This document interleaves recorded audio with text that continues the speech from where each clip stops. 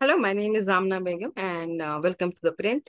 So this week I have written my article about the controversial statement from Udhayanidhi Stalin. So the Stalin basically is comparing the Hindu religion, Hinduism, but he's using the word Sanatana Dharma to dengue, malaria, and such a disease, and calling for eradication of the religion. So this is very controversial statement. However, I went into the argument. I'm listening against and pro of the statement, and there are two kinds of statement. First are coming from the place of freedom of speech, and the second is someone who actually believe what Uday Stalin believes in. So the both argument in support of Stalin's speech is coming from a different perspective. Like Congress, so the Congress leadership said that Uday Stalin is entitled to his freedom of speech, despite we don't agree with that. However, this is irony that Congress will not say the same thing if someone criticizes the religion of other community.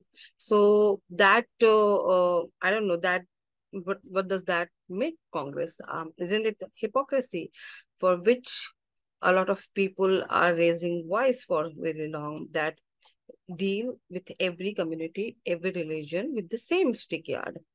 So first is that. Second argument is coming from the place of a very basic idea, which is called freedom of speech. People who argue that even though they don't agree with Stalin's statement, but they believe that he should have freedom to speak whatever he believes in.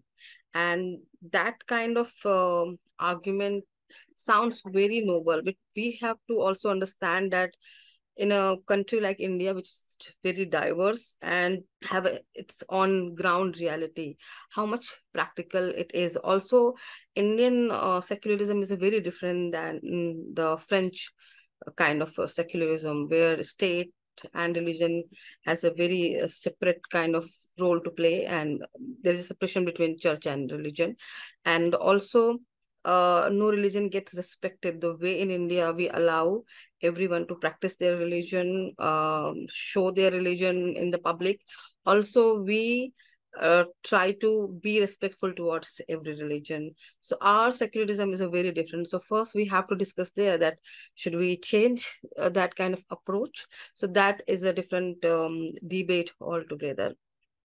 So along with the freedom of speech, the other problem which the advocate of freedom of speech don't address is a level playing field for freedom of speech. Because in a world where we are seeing every day increasing allegation of Islamophobia, if anyone criticize or give their opinion about Muslim society, their practices, customs, or Islamic theology.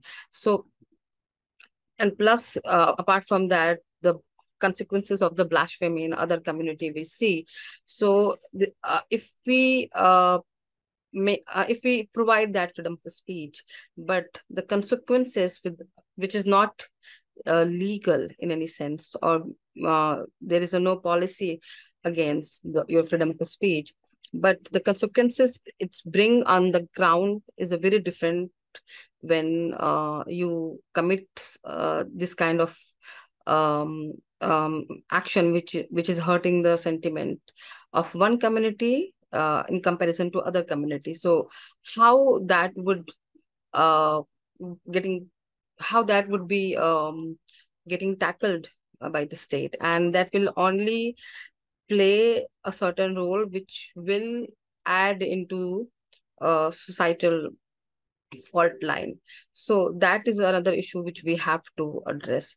And apart from, as a Pasmanda Muslim, I do see Hinduism as a very liberal way of life, where you don't have to stick one idea, but whatever idea you want to believe in, like there are various branch of it, and you can follow any of that branch. Nobody's going to ask you, make you or label you as you're not Hindu enough. So for me, that is a very liberal way of life. And I do believe that the life of inclusion and diversity and everything we're living in India, that is possible because of this religion of Hinduism. And Hinduism also has uh, um, a capability to bring the social justice within its fold, and work on their regressive practices through the legal and policies.